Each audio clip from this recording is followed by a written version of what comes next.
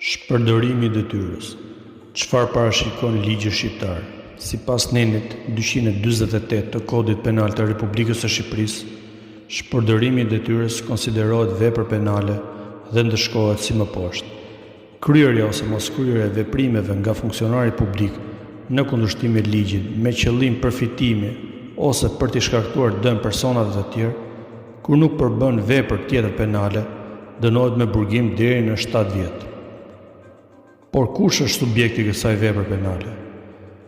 Subjekti i kësaj vepre penale është çdo funksionar publik që ushtron detyra shtetërore apo administrative dhe cënon me veprim apo mos veprim ligjin me qëllim përfitimi apo dëmtimi të tretëve. Kjo vepër penale përfshin tejkalimin e kompetencave ligjore, shkelje rregulla për procedurave ligjore, veprim apo mos veprim të qëllimshëm në dëm të interesit publik ose privat. Në praktikën gjyqësore shqiptare, shpërdorimi i detyrës është një nga akuzat më të shpeshta ndaj zyrtarëve publik,